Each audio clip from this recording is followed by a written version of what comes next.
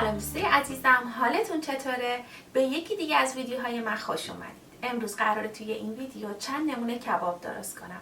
از اون کبابای خوشمزه که قراره تو خونه هامون خودمون درست کنیم، اونم توی الفرایر، یعنی توی همون هواپز. اگه از طرفدارای کباب هستید این ویدیو رو از دست ندید، چون قراره کبابای ما مثل کبابای رستوران خوشمزه و لذیذ باشه. همراه هم باشید تا مراحل درست کردنش رو با هم ببینیم.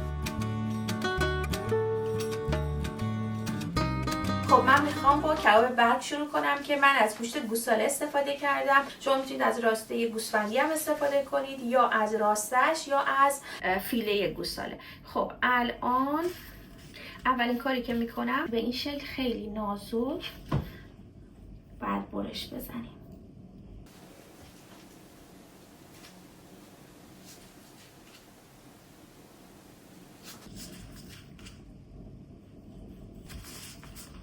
از اونجایی که من داخل هواپزی همون افرایر دارم درست میکنم، افرایرها خیلی بزرگ نیستن و ما نمیتونیم یک کباب برگ توی سیخ بزرگ بزنیم. برشامون هم باید اندازه ظرفمون باشه. خب من به این شکل برش زدم و الان آماده است. همونطور که میدونید برگ باید خیلی نازک و ظریف باشه، چون زمان پختش هم خیلی کمه. فرقی هم نمیکنه توی باربیکیو یا داخل افرایر. خب توی همین مرحله یه دونه پیاز درشت و حتما باید پیازمون رو خیلی ظریف خورد کنیم برای اینکه طعم و مزه خوبی به گوشتمون بده. پیاز باید واقعا ریز خورد بشه.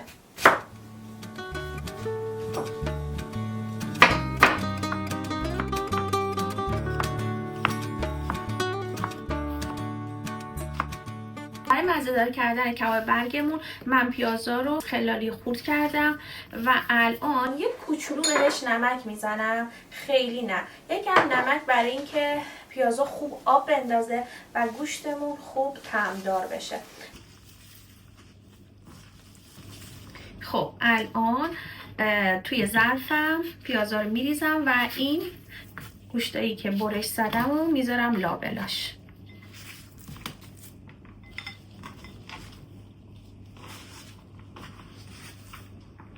برای گوشت کباب برگ ما اصلا احتیاج به مواد زیادی نداریم، فقط بهش نمک و پیاز و همینطور فلفل اضافه میکنم. بهش فلفلش هم میزنم. خب الان آماده است. روش رو میکشم و میذارم تا 1 ساعت داخل یخچال استراحت کنه. خب الان میخوام جوجه کباب آماده کنم که قراره جوجه کباب زعفرونی و ساده درست کنیم. خب فیلش رو جدا میکنم و چربیای اطرافش رو میگیرم. اینم بگم که شما میتونید از رون مرغ هم استفاده کنید. داخل هواپز رون مرغ هم خیلی خوشمزه میشه. از اونجایی که توی خونه ما همه طرفدار سینه مرغ هستن واسه جوجه کباب، من با سینه مرغ میخوام درست کنم. برش های سینه مرغ نباید زیاد کلوف باشه، اندازه یه بنده انگشت کافیه. این اندازه کافیه.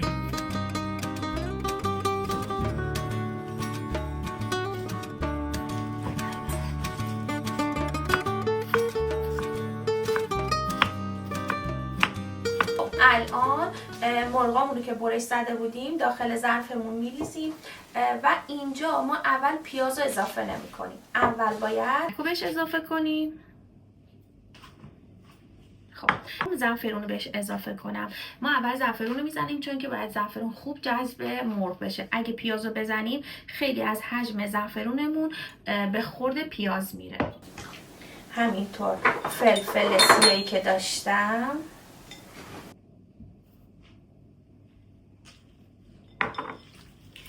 پیشنهاد من به شما اینه که حتما داخل جوجه کبابتون یه مقدار سماق بریزید، چون خیلی خوشمزه‌اش میکنه. الان میتونم پیاز رو به مرغمون اضافه کنم.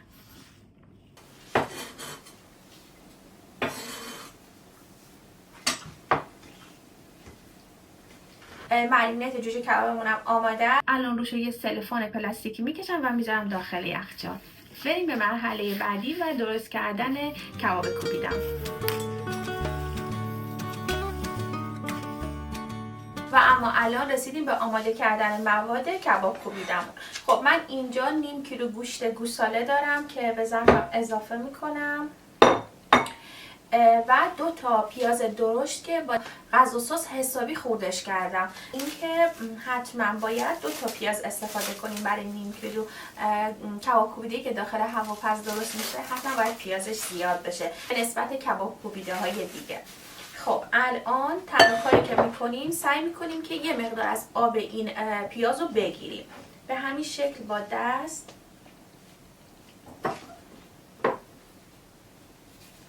البته به آب این پیاز نیاز داریم، چون من زمانی که میخوام کبابای برگ رو بذارم داخل ایرفرایر میخوام یه سسی درست کنم که به این آب پیاز ما نیاز داریم. فلفل بهش اضافه میکنم، همینطور نمک و پودر پاپریکا. از پودر پاپریکا غافل نشید. خب ببینید اصلا احتیاج نیست که داخل این کباب کوبیدمون از جوش شیرین استفاده کنیم. اون نکته‌ای که باعث میشه کباب کوبیدمون داخل ایرفرایر مثل کباب کوبیده‌های بیرون بشه همون پیاز زیادشه.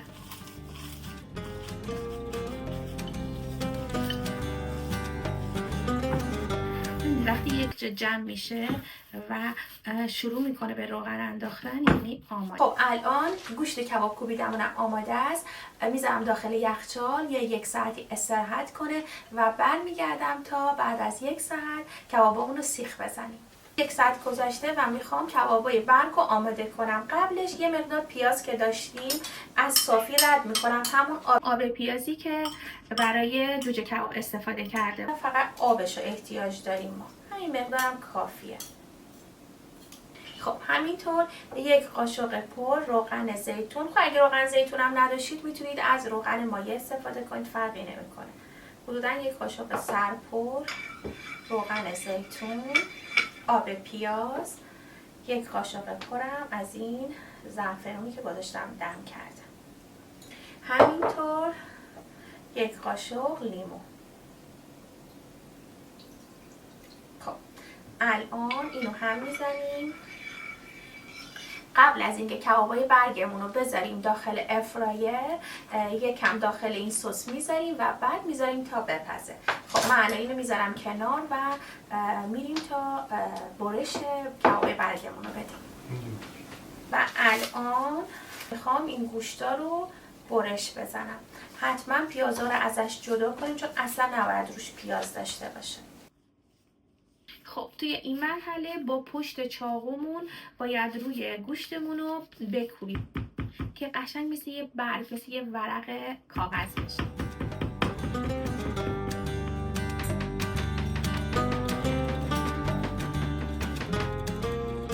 راجع به سیخ‌ها بهتون یه نکته رو بگم که همینطور که می‌بینید من سیخ‌ها رو دیگه 10 دقیقه داخل آب گرم گذاشتم. حتما باید داخل آب گرم بمونه تا سیخمون تر بشه و زمانی که گوشتمون رو بهش سیخ زدیم هم آب گوشت رو به خودش نمیگیره و همین که سیخامون نمیسوزه. خب الان من گوشت رو برش زدم و آماده است و میخوام سیخ بزنم. شما میتونید داخل ایرفرایر اصلا بدون سیخ هم بذارید، ولی خب با این سیخ‌های چوبی کارتون خیلی راحته. دستتون رو میذارید روی گوشت و خیلی آروم و با حوصله سعی میکنید طوری بزنید که سیخ کاملا از وسط گوشت رد بشه. به این شکل ببینید و بعد میذاریم روی تخت. خب خیلی حرفه‌ای که درست میکنن میگن حتما باید اندازه 4 بند انگشت باشه، ولی خب ما همون مدل قدیمی که حالت برگ و ساده است میخوایم ببریم. برگمون رو داخل این سس میذاریم. همینطور این یکی. خب الان من تمام کبابای برگی که سیخ زده بودم و داخل این سس گذاشتم و اجازه میدم یه 5 دقیقه بمونه تا ایرفرایر رو گرم کنم. خب الان باید ایرفرایرمون رو روی 200 درجه تنظیم کنیم. 200 درجه و مدت زمانش هم ما میگیریم 10 دقیقه، ولی حتما قبلش نگاه میکنیم. 10 دقیقه بذارم. خب و الان آماده است تا کبابامون رو بذاریم داخلش. ببینید من زیر ایرفرایر یه کاغذ نسوز گذاشتم، شما حتما این کارو کنید تا آب کباب وقتی میریزه کثیف نشه دیگه. اینجوری تمیز کردنش هم خیلی راحت تره. من تو هر دوتاشون همین کارو کردم. کاغذ نسوز یا آلومینیوم فویلی هم میتونید بذارید. من الان کبابا رو به این شکل داخل ایرفرایر میذارم.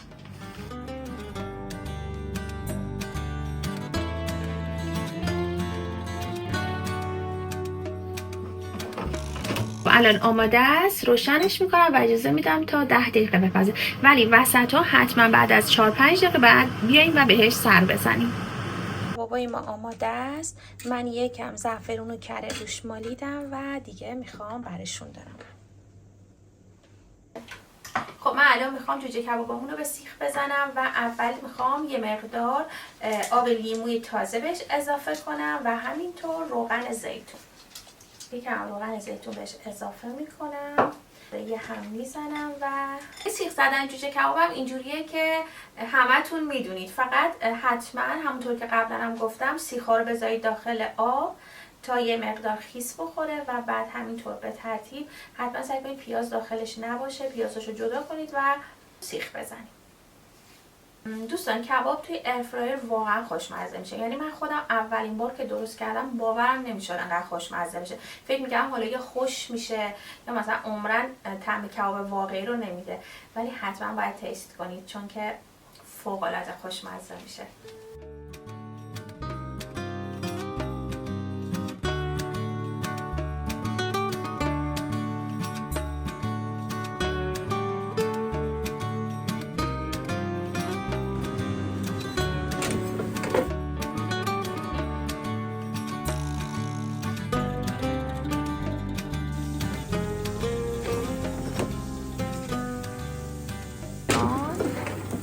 کبابمون آماده است.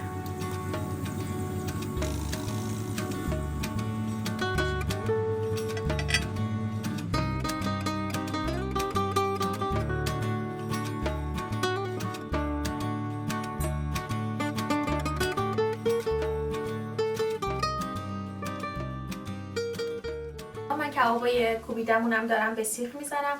یه نکته خیلی مهمی که داره اینه که نباید بذاریم گوشت توی دستمون گرم بشه، یعنی زیاد نباید ورز بدیم. گوشت رو همون اول که ورز دادیم گذاشتیم داخل یخچال کافیه و الان یه تیکه به این شکل ور میداریم و سیخ چوبیمون به این شکل حالت میدیم. اصلا از این نترسید که شاید از سیخ چوبی باز بشه یا بریزه. داخل ایرفرایر اصلا همچین چیزی پیش نمیاد و احتیاج نیست که خیلی نازک بگیرید کبابا رو سعی کنید توپر بگیرید چون داخل هواپس خیلی خوب میپزه. من داخل هواپس خیلی کباب درست میکنم، مخصوصا کوبیده رو خیلی بیشتر. الان کبابمون آماده است. من میرم تا کباب کوبیده رو بذارم داخل ایرفرایر بپزه. آماده که شد سرو میکنم و میارم بهتون نشون میدم. کبابای کوبیدمونم میذارم.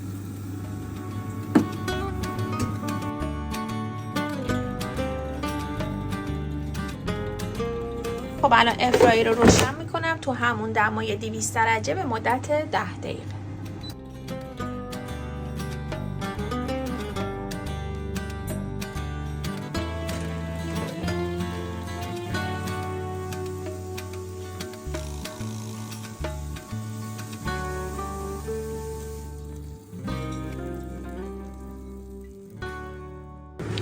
خب من اینجا یکم قارچ و گوجه و فلفل دارم که میخوام اونو هم بذارم داخل ایرفرایر همراه کبابو بپزه. اینم از کوبیده هامون که آماده شد، میذارم توی اون ظرف.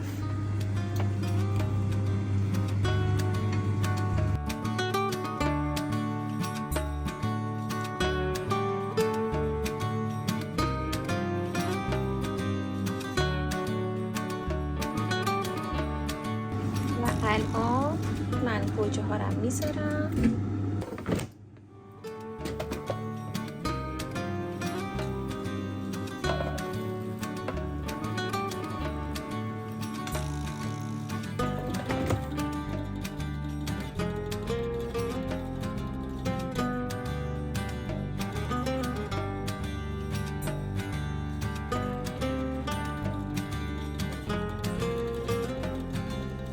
خب دوستای عزیزم، همینطور که دارید میبینید کباب خوشمزه ما آماده شد. امیدوارم که شما این کباب رو درست کنید و کنار عزیزانتون از خوردنش لذت ببرید. اگه ویدیو براتون مفید بود لطفا با دوستاتون به اشتراک بذارید. لایک و کامنت های شما به من کلی انرژی میده. مرسی که مثل همیشه تا انتهای این ویدیو هم همراه من بودید.